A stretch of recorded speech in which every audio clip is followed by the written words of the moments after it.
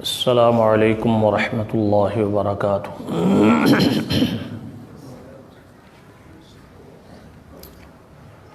ان الحمد للہ نحمده ونستعینه ونستغفره ونعوذ باللہ من شرور انفسنا ومن سیئات اعمالنا من يهده الله فلا مضل له ومن يضلل فلا هادي له وأشهد أن لا إله إلا الله وحده لا شريك له وأشهد أن محمدا عبده ورسوله يا أيها الذين آمنوا اتقوا الله حق تقاته ولا تموتن إلا وأنتم مسلمون يا أيها الناس اتقوا ربكم الذي خلقكم من نفس واحدة وخلق منها زوجها وبث منهما رجالا كثيرا ونساء واتقوا الله الذي تساءلون به والأرحام إن الله كان عليكم رقيبا يا أيها الذين آمنوا اتقوا الله وقولوا قولا سديدا يصلح لكم أعمالكم ويغفر لكم ذنوبكم ومن يطع الله ورسوله فقد فاز فوزا عظيما أما بعد فأعوذ بالله السميع العليم من الشيطان الرجيم من همزه ونفخه ونفثه بسم الله الرحمن الرحيم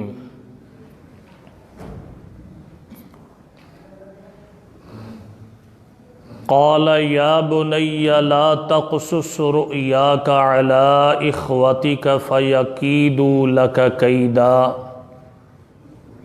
ان الشیطان للانسان عدو مبین۔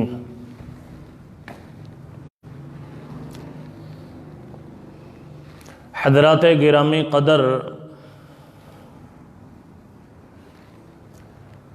انسانی فطرت ہے کہ جب انسان کو کوئی اچھا خواب آتا ہے وہ فرحت اور سرور محسوس کرتا ہے۔ جب اسے کوئی ایسا خواب آتا ہے کہ جو ناپسندیدہ، ڈراونا، خوفناک ہوتا ہے تو وہ طبعی طور پر انسان پہ گراں گزرتا ہے اور کبیدہ خاطر بھی ہوتا ہے۔ آج کی اس مختصر فرصت میں اللہ کی توفیق سے قرآن و سنت میں خواب کے متعلق اللہ اور پیارے پیغمبر صلی اللہ علیہ وسلم نے اہل ایمان و اسلام کی کیا رہنمائی فرمائی ہے، اسی کے متعلق کچھ گزارشات پیش کرنا چاہوں گا۔ سب سے پہلی بات، خواب کئی قسم کے ہیں۔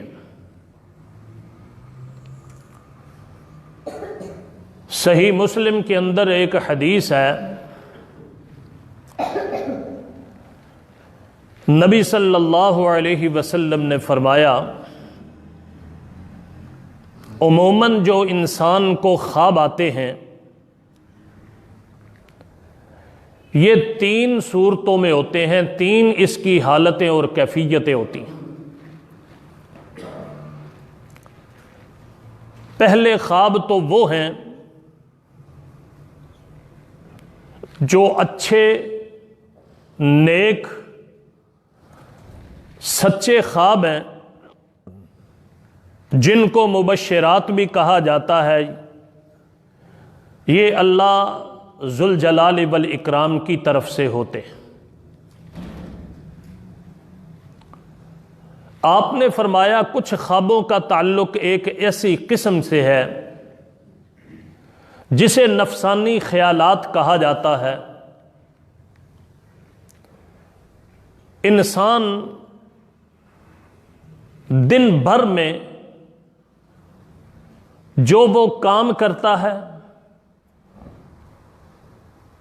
یا جس کام کا وہ ارادہ رکھتا ہے، جن حالات سے وہ گزرتا ہے، وہی حالات اس کے جب انسان سو جاتا ہے تو اس کے لاشعور کے اندر وہ چیزیں ساری محفوظ ہوتی ہیں، اور لاشعور انہی چیزوں کو رپیٹ کرنا شروع کر دیتا ہے۔ یہ انسانی نفسانی خیالات خواب کی شکل، خواب کی کیفیت دھار لیتے ہیں۔ تیسری قسم نبی صلی اللہ علیہ وسلم نے فرمایا برے خواب، جس کو لفظ حلم کے ساتھ تعبیر کیا جاتا ہے، ان کا تعلق شیطان کے ساتھ ہوتا ہے کہ انسان شیطان جو ہے اس کے اوپر اپنا تسلط سوتے ہوئے جمانے کی کوشش کرتا ہے، اس کی طرف سے اس کے شعور اور لاشعور کے اندر وسوسہ ڈالا جاتا ہے، اور وہ ایسی چیزیں اس کے اوپر جاری کرنے کی کوشش کرتا ہے کہ جو غلط ہوتی ہیں، ناجائز ہوتی ہیں، جس کی وجہ سے پھر انسان بسا اوقات خواب کے اندر وہ بہت زیادہ پریشان بھی ہو جاتا ہے، خصوصاً وہ شخص کہ جو اہل ایمان، متقی اور پرہیزگار ہے۔ یہ تو نبی کریم صلی اللہ علیہ وسلم کا ارشاد گرامی تھا۔ ویسے خواب کا معاملہ جو ہوتا ہے انسان کی طبیعت کے مطابق بھی ہوتا ہے۔ انسان اگر اس کے اندر تقوی، پرہیزگاری، ایمان اور للہیت موجود ہے تو پھر بکثرت انسان کو اسی قسم کے خواب آتے ہیں جن کا تعلق ایمان اور اسلام اور ایسی اچھی چیزوں کے ساتھ متعلق ہوتا ہے۔ ہاں، کبھی کسی وقت شیطان کوشش کرتا ہے کہ اس اہل ایمان کو میں کسی صورت کے اندر ڈس لوں اور اس کو نقصان پہنچانے کی کوشش کروں، چنانچہ کوئی نہ کوئی ایسی خواب اسے وہ بنا کر کے پیش کرنے کی کوشش کرتا ہے۔ کچھ ایسے لوگ ہوتے ہیں طبعی طور پر جن کی دین کی طرف رغبت اتنی نہیں ہوتی، ایمان ان کا اتنا مضبوط نہیں ہوتا، تقوی ان کے اندر اس حد تک نہیں ہوتا، لیکن وہ برے کاموں کی طرف ان کی زیادہ توجہ ہوتی ہے، لا یعنی اور فضول معاملات کے اندر وہ اپنے معاملات سارا دن وہ صرف کرتے رہتے ہیں۔ ایسے شخص کے اوپر شیطان کا غلبہ جلدی آ جاتا ہے اور وہ عمومی طور پر اسی قسم کی خوابیں دیکھتا ہے۔ پھر حالت یہ ہوتی ہے، خواہ آدمی نیک ہو یا دوسرا، جب وہ بیدار ہوتا ہے تو بیدار ہونے کے بعد اپنے خواب کے معاملے کے اندر بہت زیادہ پریشان ہوتا ہے۔ پھر اس کا کسی کے سامنے اظہار کرتا ہے، اور اظہار وہ اگر وہ کمزور ایمان والا اسی قسم کا ہے تو اپنے اسی دوست احباب کے سامنے اظہار کر دیتا ہے، اگر وہ صاحب ایمان اور متقی ہے پھر علماء کی طرف رجوع کرتا ہے اور اصحاب علم جو ہیں وہ اس کی رہنمائی کرتے ہیں۔ ایک تیسری نہج بھی ہے کہ یہ خواب جو ہیں کیا ان کی کوئی حقیقت ہے کہ نہیں ہے؟ علماء امت کے اس بارے کے اندر مختلف آراء ہیں۔ کچھ لوگ تو یہ ہیں، کہتے ہیں کہ ان خوابوں کی کوئی حیثیت نہیں، کوئی انسانی جسم کے ساتھ اس کا تعلق نہیں، انسانی معاملات کے ساتھ اس کا تعلق نہیں، دین، اسلام، اللہ اس کے ساتھ کوئی تعلق نہیں، بس ان کا یہ عقیدہ اور نظریہ ہے کہ یہ لاشعور کے اندر ایک ریپیٹ معاملہ چل نکلتا ہے، کوئی اس کی حیثیت اور وقت ہے ہی نہیں۔ ان کی یہ بات بالکل بے بنیاد اور غلط ہے۔ ایک دوسرا نظریہ چلتا ہے، وہ نظریہ یہ کہ اس خواب کو اس حد تک وہ اہمیت دینے کی کوشش کرتے ہیں کہ اگر کسی کو وہ خواب آ گیا تو وہ اس طرح تصور کرتے ہیں کہ جیسے ایک دین کا حکم اس شخص کو خواب کے اندر دے دیا گیا ہے اور اس خواب کے اوپر عمل کرنا اس نے اپنے لیے لازمی اور ضروری سمجھ لیا، اور پھر اس کو اسی طرح وہ حجت تسلیم کرتا ہے، دلیل بنانے کی کوشش کرتا ہے کہ جس طرح قرآن و سنت ایک دلیل ہے ایسے ہی اس کو بھی یہ اہمیت دے دیتا ہے۔ یہ دونوں جانب آراء کی صورت کے اندر ایک جانب افراط ہے تو دوسری جانب تفریط ہے، جبکہ اسلام کے اندر ان خوابوں کے حوالے سے جب انسان نبی کریم صلی اللہ علیہ وسلم کے اقوال، آپ کے فرامین کا مطالعہ کرتا ہے تو یہ پتہ چلتا ہے کہ یہ معاملہ بین بین ہے، ان کی کچھ اہمیت ہے، اس میں کسی قسم کا کوئی شک نہیں۔ انسانی طبیعت کے اوپر بسا اوقات اس کا اثر بھی ہوتا ہے، اگر اس کا اثر نہ ہوتا یا اس کی اہمیت نہ ہوتی تو قطعاً شریعت کے اندر اس کے متعلق اس قسم کی رہنمائی موجود نہ ہوتی، بلکہ خواب کی اہمیت کا آپ اس طرح اندازہ لگا سکتے ہیں کہ یہی وہ چیز ہے سب سے پہلے پیارے پیغمبر صلی اللہ علیہ وسلم کے اوپر جب وحی کی ابتدا کی گئی تو سچے خواب ہی تھے۔ ام المؤمنین عائشہ رضی اللہ تعالی عنہا فرماتی ہیں، اول ما بدأ بہ رسول اللہ صلی اللہ علیہ وسلم الرؤیا الصالحہ،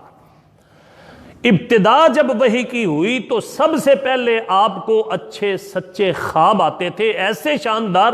کہ جب آپ بیدار ہوتے، جاگتے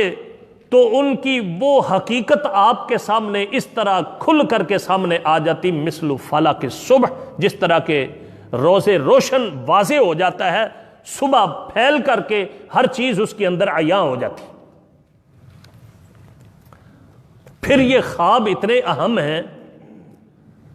کہ پیارے پیغمبر صلی اللہ علیہ وسلم باقاعدہ فجر کی نماز پڑھانے کے بعد اپنے ساتھیوں کے ساتھ مسجد کے اندر ہی تشریف فرما ہوتے اور پھر صحابہ سے ان خوابوں کے متعلق استفسار کرتے، پوچھتے، ہل رأى منکم احدا رؤیا، میرے ساتھیوں تم میں سے کسی نے آج کوئی خواب دیکھا ہے؟ سمرہ بن جندب رضی اللہ تعالیٰ عنہ فرماتے ہیں کہ اگر کسی ساتھی نے کوئی خواب دیکھا ہوتا تو نبی کریم صلی اللہ علیہ وسلم سے وہ شیئر کرتا، آپ اس کو بتا دیتا، پھر آپ اس کی جو تعبیر مناسب سمجھتے وہ کر دیتے۔ اس خواب کی اتنی اہمیت ہے کہ سیدنا عبداللہ بن عمر رضی اللہ تعالی عنہ اسی مجلس کے اندر شریک ہوتے تھے، فرماتے ہیں میرے دل کے اندر بڑی خواہش پیدا ہوتی، یہ تمنا ہوتی کہ دیکھیں میرے ساتھی لوگ نبی صلی اللہ علیہ وسلم کے پاس صبح حاضر ہوتے ہیں،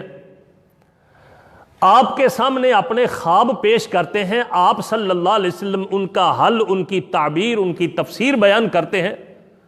میں عجیب ہوں، مجھے کوئی خواب آتا ہی نہیں ہے، کاش مجھے بھی کوئی خواب آئے، میں بھی پیارے پیغمبر صلی اللہ علیہ وسلم کے سامنے اپنا خواب بیان کروں، آپ صلی اللہ علیہ وسلم میرے خواب کی تعبیر بیان کریں۔ تو عرض کرنے کا میرا مقصد تھا کہ اس خواب کا کچھ نہ کچھ انسانی طبیعت کے ساتھ تعلق ہے،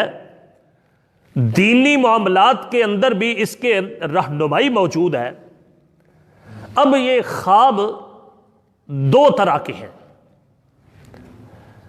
ایک خواب تو انبیاء علیہم السلام کا خواب ہے،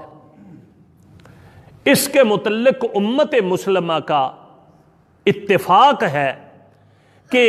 رؤی الانبیاء وحی، کہ انبیاء علیہم السلام کو جتنے خواب آتے ہیں وہ سارے کے سارے وحی ہیں، ان کو ماننا، ان کے اوپر ایمان لانا اہل ایمان کے لیے لازمی اور ضروری ہے۔ حتیٰ کہ سیدنا ابراہیم علیہ السلام کو بھی ایک خواب آیا، یا بنی انی ارا فی المنام انی اذبحک فانظر ماذا ترا۔ دیکھیں یہ بھی اللہ کے نبی تھے، اور اللہ کے نبی کو جب خواب آیا تو وہ خواب اپنے بیٹے سے شیئر کیا جس کے متعلق آیا تھا، بیٹے میں نے خواب دیکھا ہے، اس خواب کے متعلق تیری رائے کیا ہے؟ تو بیٹا بھی کتنا فرما بردار تھا، اس نے باپ کے اوپر کوئی ایسی بات نہیں کی، بلکہ بڑی شاندار، یا ابا تفعل ما تؤمر ستجدنی انشاءاللہ صابرا۔ ابا جی وہ چونکہ نبی ہیں، اور یہ بیٹا بھی سمجھتا ہے کہ انبیاء کا خواب ایسی ویسی بات نہیں بلکہ یہ اللہ کی طرف سے اسے آرڈر ہے، اسی لیے فرمایا یا ابا تفعل ما تؤمر ستجدنی انشاءاللہ من الصابرین، جو اللہ کی جانب سے جو آپ کو حکم دیا گیا ہے وہ کر گزریے، میں انشاءاللہ اس پہ صبر کروں گا۔ سیدنا یوسف علیہ السلام بچپن ہی تھے، ان کو بھی ایک خواب آیا، انی رأیت احد عشر کوکبا والشمس والقمر رأیتهم لی ساجدین۔ یہ بھی اپنے والد محترم سیدنا یعقوب علیہ السلام کے سامنے بیان کرتے ہیں، اور باپ اپنے بیٹے کی محبت کے ساتھ ان کی رہنمائی کرتا ہے۔ یا بنی لا تقصص رؤیاک علی اخوتک فیکیدوا لک کیدا ان الشیطان للانسان عدو مبین، کیونکہ وہ اللہ کے نبی تھے، حقیقت تک پہنچ چکے تھے کہ یہ ایک ایسا خواب ہے کہ میرے اس بیٹے کے لیے اس کی عزت، اس کا احترام اور اس کا ایک ایسا معاملہ بنے گا،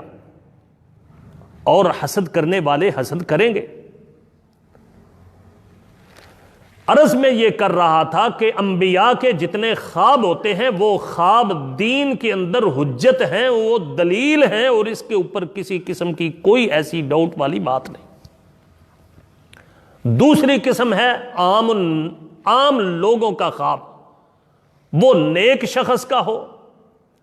وہ کسی غیر صالح شخص کا ہو،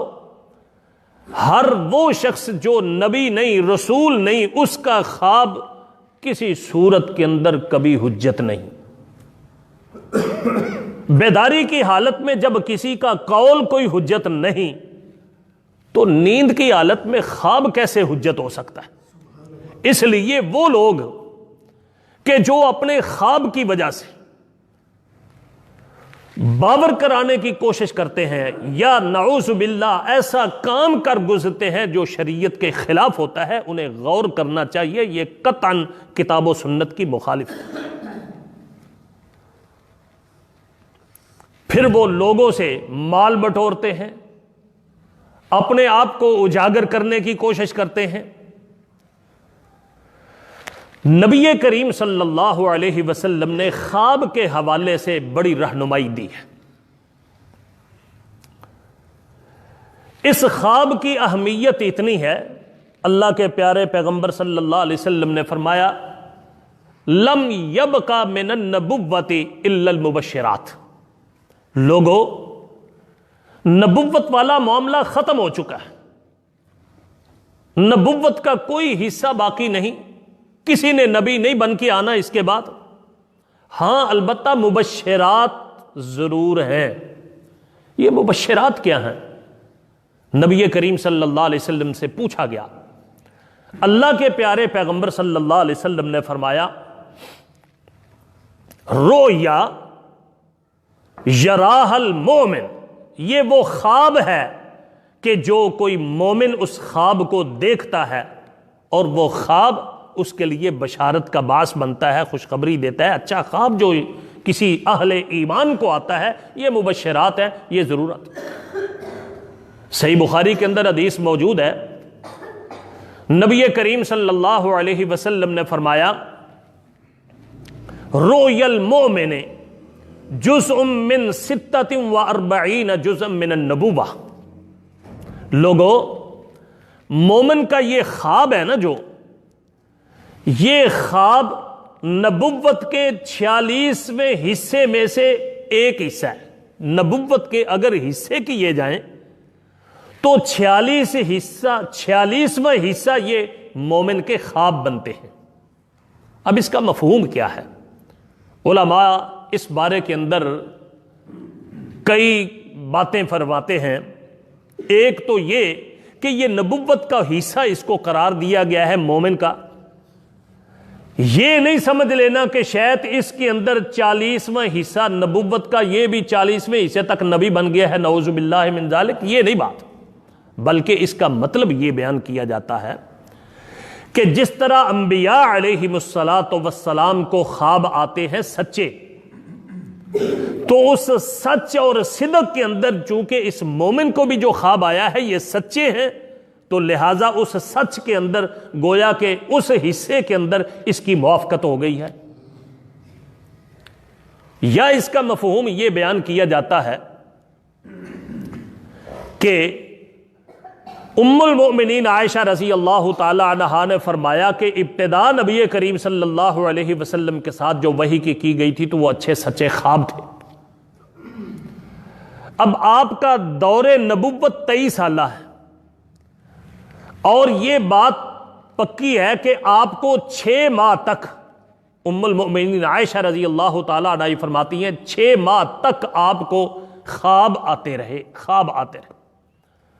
اب جب اس 23 سالوں کو تقسیم کیا جائے تو 23 کو ڈبل کیا جائے تو 46 بنتا ہے، اور 46واں وہ حصہ 6 ماہ وہ خواب بنتے ہیں کہ پیارے پیغمبر صلی اللہ علیہ وسلم کو جو خواب آئے ہیں وہ گویا کہ نبوت کا 46واں حصہ بنتا ہے۔ اسی اعتبار سے چونکہ وہ بھی سچے خواب ہیں، تو جب اہل ایمان کو یہ سچے خواب آتے ہیں تو وہ بھی یہ نبوت کا گویا کہ 46واں حصہ ہے، چونکہ اس کے اندر بشارتیں ہوتی ہیں۔ مومن بھی بشارت قبول کرتا ہے، وحی کے اندر بھی بشارت آئی ہے اہل ایمان کے لیے، تو اس بشارت کے اعتبار سے بھی اس کے اندر جب موافقت آتی ہے تو اس کو اس کا ایک یہ بھی مفہوم بیان کیا جاتا ہے کہ نبی کریم صلی اللہ علیہ وسلم نے جو یہ فرمایا ہے نا کہ یہ نبوت کا 46واں مقصد یہ ہے، معنی یہ ہے کہ نبوت کے علم کا 46واں حصہ ہے۔ اب وہ علم نبوت تو موجود ہے اس کے اندر، اللہ تعالیٰ کے پیغمبر صلی اللہ علیہ وسلم کے فرامین، آپ کے اقوال، آپ کے افعال، آپ کی تقریر ساری محفوظ اور رہنمائی دی ہے کہ جب کوئی شخص خواب دیکھے تو اگر وہ خواب آیا ہے اس کو اچھا نیک خواب ہے اور بشارت والا خواب ہے، تو سب سے پہلے اس مومن کو اللہ کی حمد اور ثنا بیان کرنی چاہیے، اللہ کی تعریف کرنی چاہیے الحمدللہ کہ اللہ رب العزت نے اسے ایک اور اس کے ساتھ محبت رکھتا ہے، اس کو یہ بتائے بھی اور اس کو بشارت بھی دے، چونکہ یہ مبشرات کے اندر شامل ہے۔ پھر اس کے ساتھ جب وہ اپنے بھائی اپنے ساتھی کو بتائے، اگر وہ سمجھتا ہے کہ اس کی مجھے مزید طلب ہے کہ میں اس کی حقیقت تک پہنچنا چاہتا ہوں، تو پھر ایسے شخص کے ساتھ، ایسے عالم کے ساتھ اس کو شیئر کرے جو عالم کتاب رکھتا ہو اور کتاب و سنت کی علم کے ساتھ ساتھ کتاب و سنت۔ تو اس خواب کے متعلق پیارے پیغمبر صلی اللہ علیہ وسلم کی رہنمائی مومن کے لیے یہ ہے کہ وہ کسی شخص کو بیان نہ کرے، کسی کو اس کی اطلاع نہ دے، بتائے نہ۔ ایک اس سے پہلی بات یہ ہے کہ اور مقدر کے اندر اس کا نقصان لکھا ہوا ہے تو وہ ہو، اگر وہ کوئی فائدہ حاصل ہوگا اس کو ہونا ہے، وہ جلد ہو جائے پھر بھی یا بدیر ہو، اگر اس کے مقدر کے اندر وہ فائدہ لکھا ہوا ہے تو وہ ہو کر کے رہے گا۔ بہرحال اس خواب کے متعلق یہ رہنمائی ہے کہ اگر ایسا ہے تو پھر وہ کسی کے سامنے اظہار نہ۔ ہاں البتہ اس کے اندر یہ استثنائی صورت موجود ہے کہ پریشانی کو انسان نے علیہ وسلم نے فرمایا من تحلم بحلم، جو کوئی شخص خواب بنا کے پیش کرتا ہے، خواب اس کو آیا نہیں ہے، نبی صلی اللہ علیہ وسلم نے فرمایا اعبر، ہاں جی تعبیر کر لو، ٹھیک ہے۔ سیدنا ابو بکر صدیق رضی اللہ تعالیٰ عنہ کہنے لگے اما الذلۃ فذلۃ الاسلام، یہ جو صاحبان ہے نا، تو یہ صاحبان وہ در حقیقت اسلام ہے، اور وہ اس صاحبان سے جو شہد اور گھی نکل رہا ہے اور لوگ اسے ہاتھوں میں لے رہے ہیں، یہ در حقیقت قرآن ہے جو آ رہا ہے۔ یہ قرآن، کوئی قرآن زیادہ حاصل کر رہا ہے، کوئی قرآن تھوڑا حاصل کر رہا ہے، یعنی دین کو وہاں سے حاصل کیا جا رہا ہے۔ کچھ لوگ ہیں وہ واجبی سا لے رہے ہیں، کچھ لوگ ہیں زیادہ اس کو جو ہے وہ لے رہے ہیں۔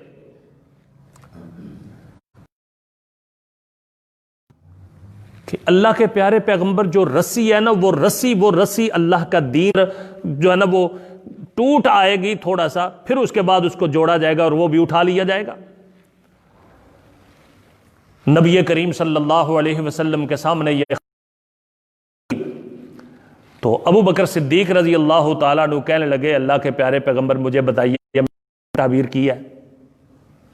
آپ علیہ وسلم سے